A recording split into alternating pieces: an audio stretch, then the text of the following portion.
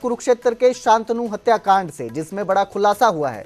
काला राणा गैंग ने शराब कारोबारी शांतनु हत्याकांड की जिम्मेदारी ली। नोनी राणा 077 के नाम से पोस्ट में ये जिम्मेदारी ली गई है। काला राणा गैंग ने शांतनु को अपना विरोधी बताया। अपने विरोधियों को काला राणा गैंग ने धमकाया। शराब ठेकेदार शांतनु की गोली मारकर हत्या कर दी गई थी।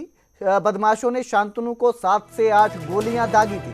शांतनु ने आदेश अस्पताल मोहड़ी में दम तोड़ा था। हमला करने वाले हमलावर मौके से फरार हो गए थे। अपनी कार से शांतनु जो है वो चंडीगढ़ जा रहा था।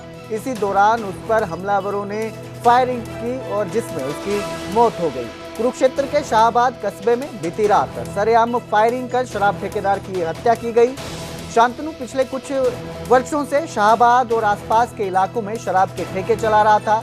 हाल ही में उसने 18 ठेके करीब 19 करोड़ रुपए में लिए थे। शांतनु अपनी कार से चंडीगढ़ जा रहा था और सिगरेट लेने के लिए मीना मार्केट में रुका था। इसी दौरान 2 बाइक सवार बदमाशों ने पिस्टल से ताबड़तोड़ 8 राउंड फायरिंग की, जिनमें से 7 गोलियां शांतनु को लगी। घायल अवस्था में उसे अस्पताल ले जाया गया, जिसके बाद वहां पर उसे मृत घोषित कर दिया गया। इस खबर पर ज्यादा जानकारी के लिए मेरे सहयोगी अशोक यादव मेरे साथ जुड़े हैं। अशोक, अभी तक इस जो हत्याकांड है इसमें क्या क्या मामले सामने आए हैं, क्या क्या अपडेट सामने आए हैं? इसके साथ ही जो ये जिम्मेदारी ली गई है गैंग की तरफ से, इस पर क्या अपडेट?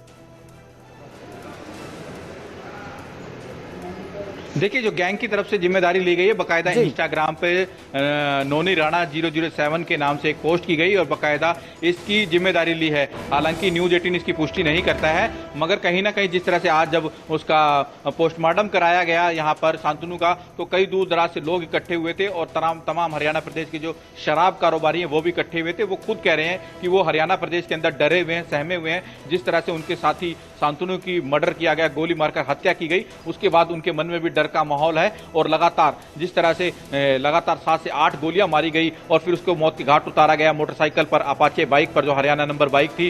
पुलिस इन तमाम पहलुओं की जांच कर रही है कि ये बाइक का जो नंबर असली था या नकली था, या कहीं से ये नंबर कहीं और से किसी और गाड़ी का तो चुरा कर नहीं लगाया गया। इन तमाम पहलुओं की पुलिस जांच कर रही है। फिलहाल जो शांतनु है उसके शव को पोस्टमार्टम कराकर झज्जर के लिए रवाना कर दिया गया था और तमाम जो डॉक्टर्स के पैनल है उनकी निगरानी में ये पोस्टमार्टम कराया गया। और यहां पर चप्पे चप्पे पर पुलिस बल की तैनाती थी, बाकायदा सीआईडी विंग तैनात था, पुलिस की खुफिया विभाग की तैनाती की गई थी कि कहीं पर कुछ ऐसा ना हो। क्योंकि जिस तरह से शांतनु का पोस्टमार्टम कराया गया उसके बाद की भी वो पल पल की अपडेट रखी जा रही थी। और नोनी राणा गैंग यानी कि जो काका राणा गैंग है, उनके लगातार लॉरेंस बिश्नोई से जिनके संबंध है, वो लगातार हरियाणा प्रदेश में इस तरह की वारदात क्यों दे रहे हैं, क्यों इतनी बड़ी घटना को अंजाम दिया, इसको देखते हुए जो शराब के व्यापारी वो डरे और सहमे हुए हैं। वही जो हमलावर है वो इस समय उनके बारे में क्या अपडेट है? उनको पकड़ने के लिए क्या कोशिशें की जा रही है?